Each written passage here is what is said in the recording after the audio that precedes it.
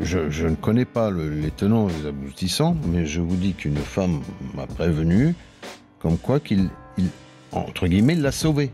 Je le vois mettre un coup de pied à la femme, à cette dame au sol, et je le... ne cible pas par hasard. Non, c'est lui. Moi, pour moi, le plus faible, on le défend. On reste pas devant à le regarder.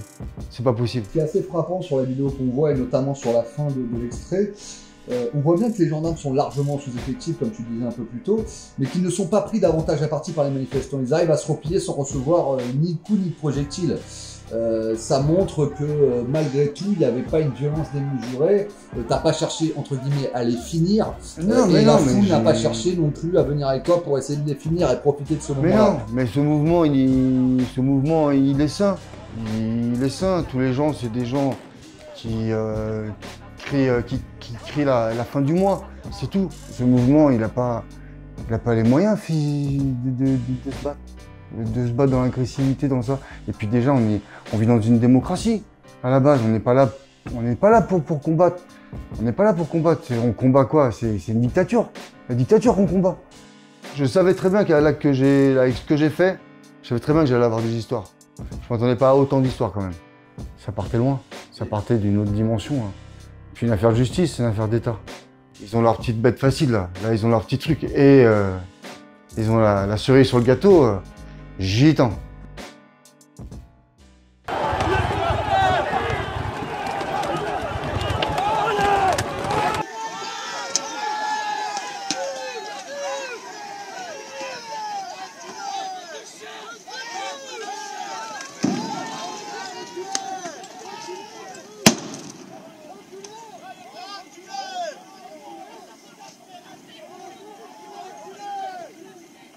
Grégory Joron, vous êtes secrétaire national CRS du syndicat Unité SGP Police FO. Le boxeur, il dit en fait j'ai pété un câble parce que j'avais été gazé, mon ami avait été gazé.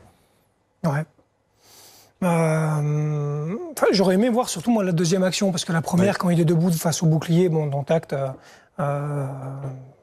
c'est surtout la deuxième. Où oui, les images, ça, si on peut nous les montrer, les autres images où en fait le policier est à terre et ils sont plusieurs dessus, c'est ça? Là c'est un, ouais. Voilà, ça, bien sûr, on peut que le condamner. La deuxième, c'est juste un scandale, quoi. Enfin, c'est comme ça que sont aussi traités nos collègues depuis. Il y a 2 gendarmes blessés. Il y a 2 gendarmes blessés, dont un qui a 15 jours d'ITT. Et on les écoutera d'ailleurs tout à l'heure à 18h30. Hein. Voilà, regardez, on voit la deuxième image. C'est celle-là qui vous choque le plus? Oui, très clairement, parce que là, on a des collègues en difficulté. On voit que le gaz cristallise beaucoup les crispations des gens, mais il faut faire. Et là, il n'est pas tout seul, hein, il y en a d'autres. Hein. Les 2 gendarmes attaqués par l'ancien boxeur Christophe Détinger samedi dernier ont d'ailleurs décidé de parler. L'un d'eux a été particulièrement touché, Marion Dubreuil. Il s'est vu prescrire 15 jours d'incapacité totale de travail. Cédric a le bras en écharpe, c'est lui le gendarme mobile qui a été frappé au sol par l'ancien boxeur, une scène qu'il a du mal à oublier. Il y a un manifestant qui est arrivé par derrière, m'a projeté au sol et à partir de là, plusieurs m'ont roué de coups, dont la personne qui m'a jeté au sol, le fameux boxeur. Et dans le moment, on est focalisé sur éviter de se prendre le mauvais coup, se protéger, se relever au plus vite. Il savait où il frappait et il frappait à pleine puissance, si je puis dire. Et c'était tapé pour vraiment faire mal, voire tuer s'il pouvait. En 7 ans de service, ce gendarme mobile n'avait jamais été confronté à un tel déchaînement de violence. Il est aujourd'hui soulagé que le boxeur se soit rendu à la police. Je pense que c'était la meilleure des choses à faire. Il va pas avoir une vie de fugitif. Ces personnes qui sont aussi violentes, là c'est plus passer un message, c'est plus chercher à défendre une cause, c'est de la violence. Cédric espère se remettre rapidement et reprendre le service comme prévu dans 2 semaines. Pour la suite, ce gendarme fait confiance à la justice. Quand on le voit comme il est, c'était quelqu'un qui avait envie d'en découdre, avec les forces de l'ordre, avec moi notamment. Je sais pas pourquoi moi. Et nous, on était en train de reculer pour se repositionner. Et on voit bien que c'est lui qui avançait vers nous pour frapper. Et il me visait vraiment le visage pour me mettre au sol, mettre un KO. J'ai déjà fait des maintiens de l'ordre, mais jamais avec une telle violence en si peu de temps. Ça aurait pu être bien plus grave. Il suffit qu'on tombe au sol. Après, il nous jette, parce qu'on était au-dessus de la Seine, donc il nous jette dans la Seine. Avec l'équipement, impossible de nager, on coule automatiquement. C'était de la violence gratuite. Donc voilà, après, la justice fera son travail. Avec mon camarade, on a déposé plainte. Quand tu revois ça, qu'est-ce que tu te dis, quoi? Bah, je me dis qu'ils ont des bons textes à lire. Moi, après, ça peut choquer. Ça peut choquer de voir un mec d'un 90 kilos arriver, les mains levées et mettre des coups de poing. Mais je pense qu'il y a plus dangereux que moi.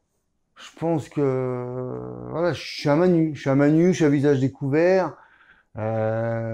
Si eux ils sont armés, même moi j'ai été surpris en sortant de cette action de ne pas avoir été esquinté. Euh, voilà quoi, je sais pas après moi comment ils font leur recrutement, mais bon, c'est très bien, hein. On sent quand on entend là, ces extraits, que ce soit celui donc avec le syndicaliste en plateau ou ensuite le témoignage des 2 gendarmes, on sent que la machine médiatique continue à s'abattre Oui, sur c'est toi. ça. Tu es violent, capable de tuer. J'imagine qu'en vue de ton procès, ça doit pas te rassurer. Oui, bien sûr, ouais, c'est ça. Bon, maintenant après j'avais des informations comme quoi que ma famille allait bien, qu'il y avait un gros soutien, famille, amis, voilà quoi. Tout ce qui a été construit depuis ces années, et ben le noyau est là, est dur et voilà quoi, ils m'ont tous prouvé. Euh, donc là-dessus j'étais rassuré. Après, ouais, jamais eu de problème de justice, tout ça, donc ouais, j'ai voulu faire confiance aussi à la justice, j'ai voulu. J'ai voulu. Mais après, je faisais confiance à mes avocats. Voilà. C'est-à-dire que le témoignage des gendarmes, tu te dis pas, ça empire les choses. Moi, je m'imagine à ta Ah, place, si, en fait, je me si, dis quand si. je vois ça me Ah, fait si, flipper, si, je me dis, mais ouais, bon, ça arrive. il y avait le témoignage des gendarmes. Après, je sais pas, il y a même des journaux qu'on stipulé comme quoi j'avais des gants coquets. Et tout le monde a relayé. Tout le monde a relayé l'information sans savoir si elle était bonne. Et ça a été démenti depuis. Oui, non, mais bon, il y a pas, et puis il y a pas beaucoup de journaux qui ont démenti la chose. Mais voilà, et ça a été relayé, mais sur sur tout le monde. Et non, bah non, ils sont pas coquets. Est-ce que tu penses qu'ils auraient pu mourir suite à tes coups? Ça te paraît crédible? Non, mourir, non. Non, pas mourir. Non, c'est pas possible. Non. Heureusement, il n'y avait pas que des témoignages de gendarmes. Ton deuxième atout apparaît. Après le témoignage de ton entraîneur décrivant une personne incapable d'agir de la sorte sans raison valable, et après avoir annoncé chez Bourdin la présence d'une dame que tu aurais cherché à sauver, la fameuse Dame en Rouge, ce nom de Dame en Rouge apparaît enfin dans le domaine médiatique. Elle est ensuite interviewée par Radio Tongossa, un média qui a longtemps couvert les manifs de Gilets jaunes, et elle donne son témoignage qui corrobore totalement les dires de ton ancien entraîneur. Radio Tongossa l'interview à la sortie du commissariat d'où elle vient de porter plainte. Je te propose de regarder cet extrait. Bonjour. Gwenaëlle. Donc je suis là sur les vidéos, on me voit en boule rouge par terre au sol sur le pont pendant les manifs. Je marchais en famille. Je me suis retrouvée par terre au sol. Un policier m'a donné des coups de matraque et des coups de pied. Un autre a essayé de l'arrêter en disant arrête de la taper, parce que je n'avais rien fait, je ne faisais que marcher. Le monsieur n'arrivait pas, le policier n'arrivait pas à arrêter son collègue qui était déchaîné. Et M. Dittdegger est arrivé, a pris le policier et l'a enlevé de moi, des coups que je recevais. Donc il m'a sauvé parce que sinon j'y passais à cause de mes poumons, problème aux poumons. Et il m'a sauvé la vie. Donc voilà. Donc voilà Gwenaëlle, donc aussi connue comme la Dame en Rouge, qui s'exprime pour la première fois. Heureusement qu'elle a porté plainte en ta faveur. Ça a dû changer beaucoup de choses pour la préparation de ta défense, j'imagine. Oui, bien sûr. Oui, ça m'apporte quand même un témoignage qui justifie mes dires. Voilà. Puis juste établir la vérité, déjà, tout simplement. On établit la vérité, voilà. Parce que moi, quand je suis en garde à vue, quand mon avocate me demande de me concentrer, de me remémorer toute la manifestation et du moment de l'acte, c'est là où quand je suis la première audition, où que je dis, j'ai une personne vêtue de rouge qui tombe au sol et je vois un gendarme la matraquer et il met des coups de pied. Voilà. Et je retourne en garde à vue, je retourne dans cellule. Et là, à la deuxième audition, entre-temps, Gwenaëlle avait surgi. Et voilà. Je suis en cellule et on voit très bien que j'en parle pas avant. J'en parle pas. Je n'en parle pas. J'en parle pas dans ma vidéo. Je n'en parle nulle part. J'ai eu le sentiment où je me suis dit, ouais, je suis pas fou. Et je sais pourquoi j'ai mal réagi. Voilà, je justifie ma mauvaise réaction. Voilà. Ça a été vite, mais j'ai réagi, voilà, pour une femme qui était au sol en train de se faire éclater par un gendarme. Voilà ma mauvaise réaction. Voilà pourquoi le coup de sang est monté. Voilà. On me dit oui, mais il faut pas employer la main forte, tout ça. Mais si ce monsieur-là, je l'aurais poussé, j'avais dit son gendarme, un collègue à lui essayait de le faire, comme par rapport au témoignage de Guillaume Conaël. Moi, si j'avais dit monsieur, ce que vous faites, c'est pas bien, je me serais juste fait matraquer et puis c'est tout. Et voilà. Et on me juge comme ça. Et on m'a jugé à mon procès, pareil, image par image, tout. Et alors que on doit me juger sur ce que moi j'ai vécu, sur ce que moi j'ai vu. Sur ça qu'on doit juger la personne. Voilà. Et ce que tu ne savais pas d'ailleurs au moment où tu interviens, c'est que Gwenaël a une santé très fragile. Oui, c'est ce que j'ai compris. Maintenant, voilà, Ça justifie encore plus ton action du coup. Oui, mais ça non, ce que je veux dire, c'est que tu la regrettes forcément encore moins. Ah oui, bien sûr, oui, ça c'est sûr. Ça c'est sûr, moi je suis content parce que si réellement j'ai pu lui sauver la vie, j'en suis fier. Voilà. Et voilà. Après. Avant que le procès n'arrive et après les déclarations de Nunez et Castaner que nous avons entendues tout à l'heure, tu vas avoir droit à l'honneur suprême de voir le président parler de toi, dans un style qui lui est propre. En effet, le 2 février 2019, soit 11 jours avant ton procès, le journal Le Point rapporte les propos tenus par Emmanuel Macron lors d'une rencontre avec des journalistes. Ce jour-là, il déclara à ton sujet, je cite, « Le boxeur, la vidéo qu'il fait avant de se rendre, il a été briefé par un avocat d'extrême gauche. Ça se voit. Le type, il n'a pas les mots d'un gitan. Il n'a pas les mots d'un boxeur gitan. » Quand tu as entendu ces déclarations, on te les a rapportées, quand on entend le président parler de toi ainsi, comment as-tu reçu son message? Ça t'a blessé ou ça t'a laissé indifférent? Non, ça m'a affecté quand même, parce que ça veut dire quoi ça? Ce ne sont pas les mots d'un gitan. Alors maintenant, chez les gitans, bah oui, bah, ça vit dans la communauté, ça a son langage, ça a son dialecte. Après, il y a beaucoup de gens de ma communauté, moi, qui veulent rester en communauté. Donc, le dialecte est beaucoup plus important, prononcé moi, je laisse dialecte. Je laisse dialecte quand je vais vers la famille, je vais tout ça. Maintenant, moi, c'est un mode de vie que j'ai pas suivi, que je n'ai pas suivi. Moi, j'ai pu voir ça petit, moi, avoir les gendarmes qui viennent frapper à la porte tous les 4 matins, voilà, c'est bon, je voulais plus ça. Donc moi, j'ai pris un mode sédentaire, voilà, quoi, mais j'ai pas réellement compris. Oui, j'ai pris ça pour une insulte de ses propos, mais parce que j'aurais dû, je sais pas, j'aurais peut-être dû l'insulter dans mes, j'aurais peut-être dû insulter dans ma vidéo, j'aurais peut-être dû, je sais pas. La discrimination envers la communauté des gens du voyage est quelque chose de très récurrent dans la société française et pas seulement d'ailleurs, un peu partout dans le monde. Est-ce que ces mots du président ont eu un écho par rapport à ce que tu avais déjà vécu avant? Oui, bah après là on a encore, il a encore prouvé qu'on n'était toujours pas considéré. On n'était pas considéré par le système, par notre politique.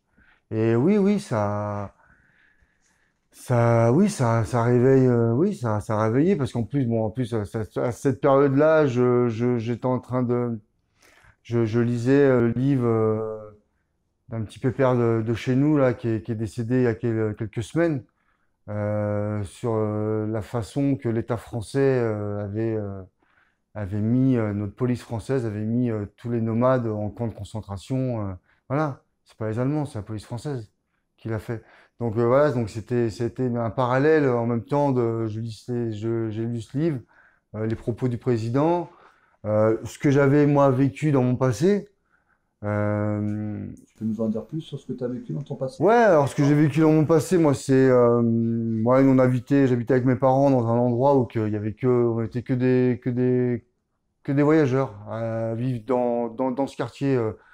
Donc c'était une partie de champs non constructibles, bien sûr, hein, chemin de terre, des trous. Mais moi, je passais incognito. J'étais pas ciblé dans la rue. Oui, c'est un voyageur, tout ça, parce que comme là aujourd'hui, c'est pareil. Et sauf que c'est vrai, c'est déjà arrivé à plusieurs reprises où que t'as beau être petit, t'as beau être gentil, t'as beau être poli, et des fois, bah, tu disais, mais t'habites où, Christophe? Les parents te posaient une question, bah, j'habite là-bas. Mais là-bas, il y a beaucoup de voyageurs là-bas. Ben ouais, j'habite autour d'eux. Ouais. Mon père, la famille s'en est, tout ça. Et puis c'était différent des fois. Mais ça s'est matérialisé comment? Bah, Ouais, vas-y. en fin de compte, il y a un jour, je pars dans un anniversaire et j'ai la mère du copain, mes parents peuvent venir me chercher. La mère du copain me dit, tu veux que je te ramène, Christophe? Je dis non, madame, c'est gentil, merci. Et je vais me déplacer, je vais rentrer tout seul. C'est bon, non, si, elle a insisté. Bon, moi, vas-y, bon, c'est pas grave. Je dis ok, d'accord. Et puis en fin de compte, il y avait une zone industrielle. On rentre dans la zone industrielle, donc déjà, ça bloque parce qu'on sait très bien que derrière la zone, après, la plupart, c'est 90%, c'est que des voyageurs. Et on arrive dans un chemin de terre et elle me dit, ah, t'habites là. Et puis voilà, puis c'était fini.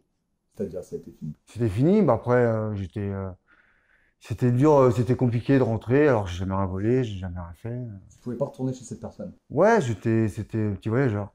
Voilà. T'as l'habitude d'aller voir ton ami chez elle, et puis depuis qu'elle a Pas su- l'habitude, mais bon, j'avais le temps, ouais, j'allais. Après, dans ma famille, on a toujours vécu avec. On a toujours vécu avec, dans ma famille, hein. On a toujours vécu avec et c'est pas grave, hein. On sautait pas au cou à quelqu'un parce qu'il disait c'est le gitan. Voilà, quoi. Maintenant, c'est vrai que toute ma jeunesse, c'est pas quelque chose que je revendiquais. Je le disais pas. Jusqu'à temps que je prenne mon âge adulte et que là, je pouvais le mettre en avant, puis parce que je faisais, ouais, je disais, ouais, j'étais majeur et j'informais comment, à ma façon, comment j'avais envie de le dire les choses. Voilà. Après, c'est vrai que même moi, chez moi, dans la famille, on a eu une éducation où qu'il fallait pas le crier sur les toits. Voilà. Parce que c'était mal vu. Tu dis que tu avais la télé dans ta cellule. Est-ce que tu avais conscience à ce moment-là qu'à l'extérieur, un grand nombre de voyageurs ont voulu manifester aux côtés des Gilets jaunes le samedi suivant? Est-ce que ça t'a fait chaud au cœur, j'imagine, de voir la communauté des gens du voyage être solidaire derrière toi? Ouais, mais bien sûr, ça m'a fait chaud au cœur de voir que la communauté est là. Et voilà, quoi. Ça, c'est quelque chose qui m'a touché. Mais après, que le peuple, moi, c'est le peuple qui a été là, hein.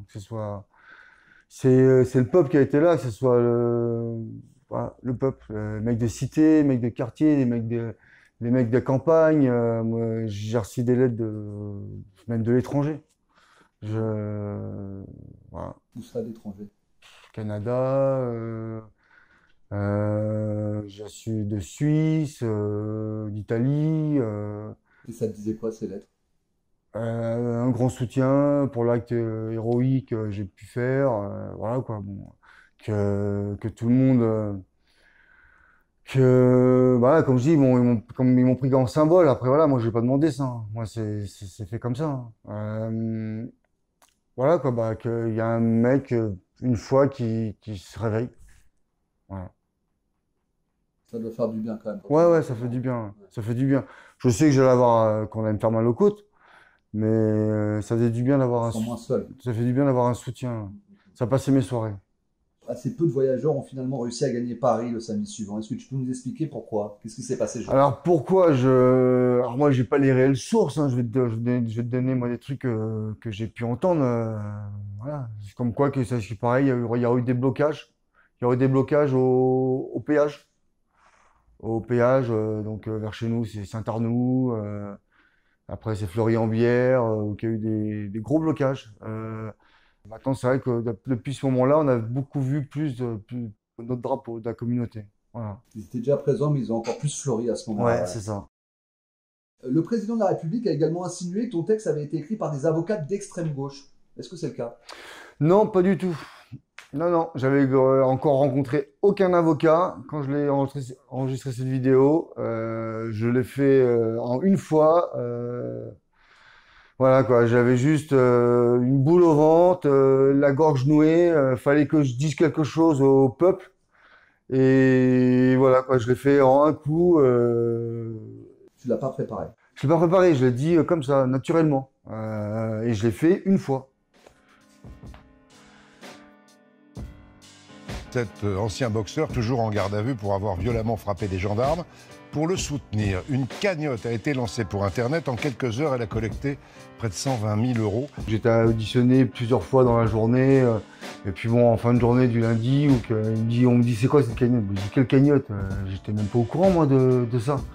Et ben il me dit ouais voilà, là il y a déjà 70 000. Je repartais, je revenais 3 heures après. Putain là c'est encore augmenté, puis ainsi de suite. C'est indécent, c'est une honte cette cagnotte.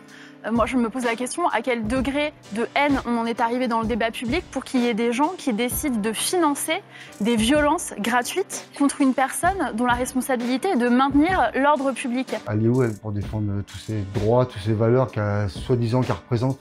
On ne l'a jamais vu, hein. On ne l'a jamais vu défendre quelqu'un. Et des vidéos de violences policières sur des femmes, il y en a eu beaucoup. Ouais.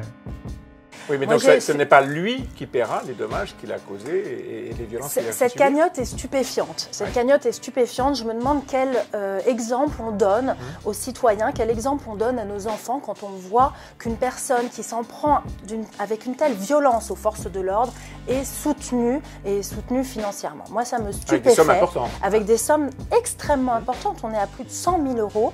Peu après 13h30, la cagnotte a atteint plus d'1 million d'euros. Grâce à près de 37 000 contributeurs.